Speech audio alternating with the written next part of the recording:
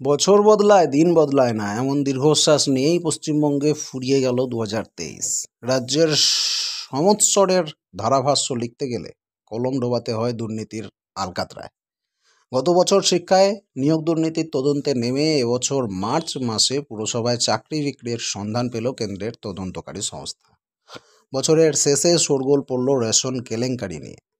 রাজ্যের নেতা মন্ত্রীদের বাড়িতে, দপ্তরে কেন্দ্রীয় গোয়েন্দা সংস্থা ইডি আর সিবিআইয়ের অভিযান প্রায় রহস্য রোমাঞ্চ সিরিজের আকারে সংবাদে এলো ১২ মাস জুড়ে।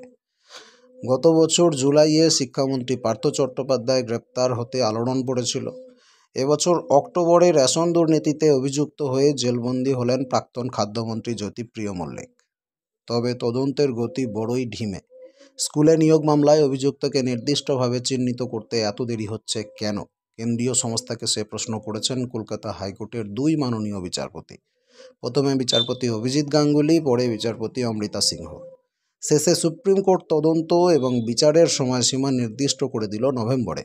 গোয়েন্দারা তদন্তে নেমে একটা সূত্র টানল, যেভাবে আর একটা দুর্নীতি সামনে আসছে তাতে দুর্নীতির সুবিস্তৃত দলীয় ক্ষমতাপোষিত জালটি আরও কিন্তু এবার স্পষ্ট হয়েছে। এবছর নেতা মন্ত্রীদের গ্রেপ্তারিতে বিরোধীদের আস্ফালন বেড়েছে, তবে রাজনৈতিক ক্ষমতার নকশায় তার প্রতিফলন কিন্তু পাওয়া যায়নি। জুলাইয়ে পঞ্চায়েত নির্বাচনে সবকটি জেলা পরিষদ তৃণমূল জিতল, ৮০% গ্রাম পঞ্চায়েতও দখল করল। এবারও নির্বাচনের ফলে পড়ল রক্তের পোঁচ। অন্তত ৫৫ জন প্রাণ হারিয়েছেন নির্বাচনী সংঘাতে। মনোনয়ন জমা দেওয়ার দিন ভাঙড়ে, কাঁঠালিয়া এবং বিজয়গঞ্জ বাজারে আইএসএফ তৃণমূল সংঘর্ষে ৫০০রও বেশি বোমা পড়ে। পশ্চিমবঙ্গের নিরিখেও মাত্রা চরমপদ।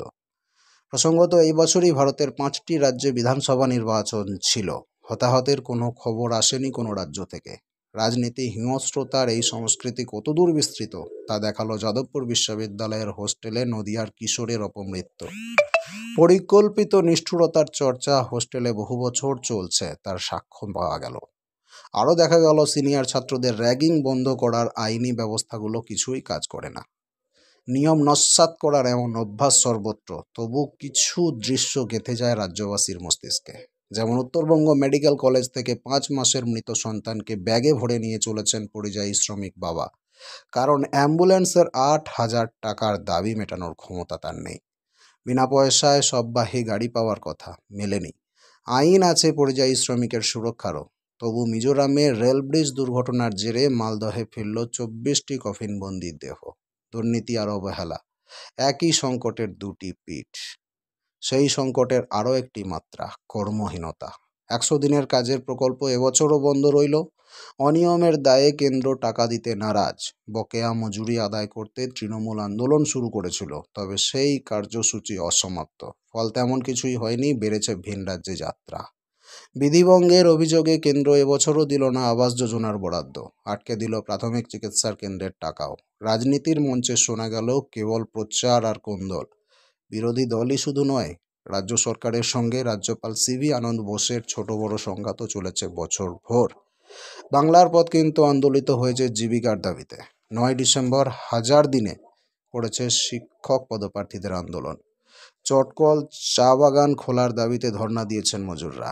নাকের বদলে নড়ুন, বছর শেষে মিলেছে কেবল বাড়তি ৩ দিন ছুটি। দর্শক, এরকমভাবেই কেটেছে ২০২৩।